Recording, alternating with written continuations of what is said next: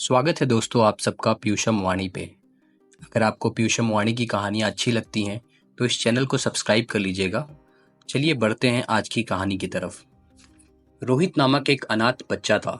उसके माता पिता बचपन में ही चल बसे थे। उसके ननिहाल और पिता की तरफ से भी कोई नहीं था।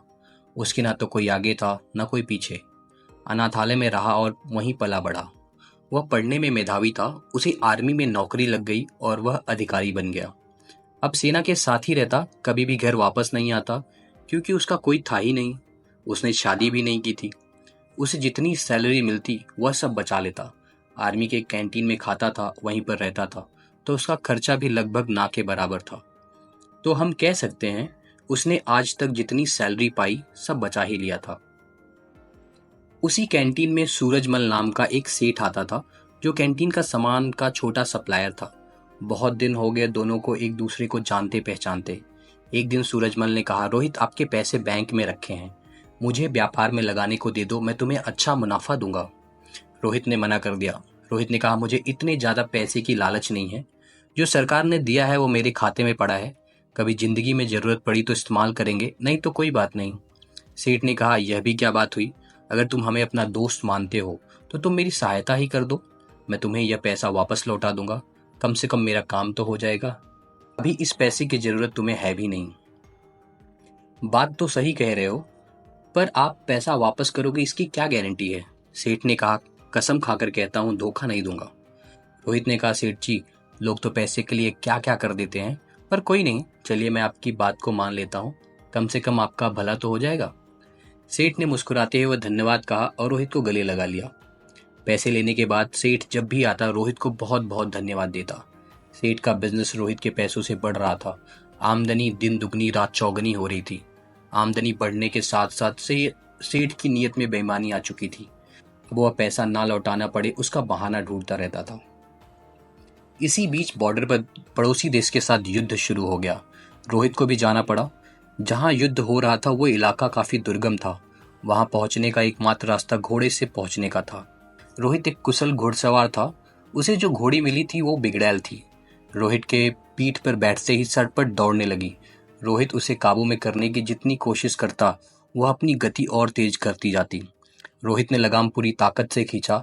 घोड़ी का मुंह कट चुका था, पर पता नहीं आज ये बिगड़ैल घोड़ी कुछ भी सुनने को राजी नहीं थी। घोड़ी दौड़ते दौड़ते दुश्मन के खेमे के सामने जाकर खड़ी हो गई। रोहित दुश्मन की गोलियों का शिकार हो गया। सेठ बराबर आर्मी कैंट में जाता था। उसे वहां पता चला कि रोहित युद्ध में वीर गति को प्राप्त हुआ। सेठ ने वहां काफी दुख दिखाया और कैंटीन से बाहर आते ही खुशी से झूम उठा। अब पैसा वापस नहीं करना होगा। सेठ का व्यापार दिन दुगना रात चौगनी तरक्की कर रहा था। कुछ दिनों के बाद सेठ की पत्नी मां बनी और सेठ एक सुंदर बच्चे का पिता बना। सेठ के जीवन का यह सबसे बेहतरीन समय चल रहा था। समय बीतते देर नहीं लगती। सेठ का बेटा अमर जो अब बड़ा हो गया था और अब सेठ के साथ मिलकर व्यापार करता था। अमर विवाह योग्य हो चुका था। अच्छे घर की सुंदर सुशील कन्या देखकर अमर की शादी हो गई। अब सेठ कहता, कुछ दिन की और बात है, अब बेटा व्यापार संभालेगा। मेरी जिंदगी सफल हो गई, और क्या चाहिए मुझे। अमर की शादी हुए मुश्किल से 2 महीने हुए थे। अमर सड़क पार कर रहा था, उसे चक्कर आया और गिर गया। लोग उसे उठाकर हॉस्पिटल पहुंचाए। उसके ब्रेन का एमआरआई और अन्य टेस्ट हुए तो पता चला अमर को ब्रेन कैंसर है। सेठ ने डॉक्टरों से कहा, पैसे की चिंता मत करें, आप इलाज करें। डॉक्टर और हॉस्पिटल बदलते गए पर अमर की हालत दिन ब दिन बिगड़ती गई। सेठ अब व्यापार पे ध्यान नहीं दे पा रहा था। उसके कस्टमर छूटते जा रहे थे। हॉस्पिटल का बिल बढ़ता जा रहा था, पर सेठ पर कर्ज काफी हो चुका था। सेठ परेशान था। अब अमर को डॉक्टर ने जवाब दे दिया। सेठ हार चुका था। किसी चमत्कार की आशा में बैठा था। चमत्कार तो नहीं हुआ, पर अमर अब इस दुनिया में नहीं रहा। महीनों जिंदगी की जंग लड़ने के बाद अमर हार चुका था। सेठ के घर में हाहाकार मच गया। सेठ, सेठानी, अमर की पत्नी सब मिलाप कर रहे थे। यहाँ तक कि घर के नौकरों का भी रो रो कर बुरा हाल था। एक साधु उधर से गुजर रहे थे। उन्होंने करुण क्रंदन सुना तो रुक गए। वहां जाकर उन्होंने कहा, रोने से कुछ नहीं होगा, जो होना था वो हो गया। सेठ गुस्से में बोला, मेरे साथ ही क्यों? साधु ने कहा, सब कर्म का फल है, यहीं चुका कर जाना होता है। आज बहुत रो रहे हो, कल तो तुम बहुत हंस रहे थे। सेठ ने कहा, मैं कुछ समझा नहीं महाराज। साधु ने कहा, तुमने अपने व्यापार के लिए उधार पैसे लिए थे। जब व्यापार चल पड़ा तो तुमने जिसके पैसे लिए थे उसे लौटाए नहीं। सेठ ने कहा, गलत, वो मर गया था, किसे लौटा था? साधु ने कहा, झूठ नहीं, तुम भूल गए उसके मरने के समाचार पे तुम कितना खुश हुए थे। उस दिन तुमने मिठाई बांटी थी। क्या मिठाई बांटना सही था? तुम उसके पैसे को सरकार को या अनाथालय या किसी जरूरतमंद को दे सकते थे, पर तुमने नहीं दिया। तुम्हारी नीयत में खोट थी। सेठ शर्मिंदा था। आज सेठ वहीं पर खड़ा था जहां पर आज से 20 साल पहले खड़ा था। आज ना तो पैसे थे, ना व्यापार था, ना ही पुत्र, और ढेर सारा कर्ज था। साधु ने कहा, यह तुम्हारा पुत्र वही लड़का रोहित था जो अपना हिसाब करने आया था। हिसाब कर लिया और चला गया। जितना उसने तुम्हें दिया था सूद सहित वापस ले लिया। तुमने उसकी शिक्षा, शादी, हॉस्पिटल सब पर खूब खर्च किया। जब वो गया तुम्हें भिखारी बनाकर गया। सेठ ने सुबकते हुए कहा, मान लिया मेरी गलती थी। इस बेटी की क्या गलती थी? इससे तो सिर्फ 2 महीने पहले शादी हुई है। साधु ने कहा, इसका कर्मफल था। ये पिछले जन्म में वो घोड़ी थी जिसके चलते रोहित की जिंदगी खराब हुई।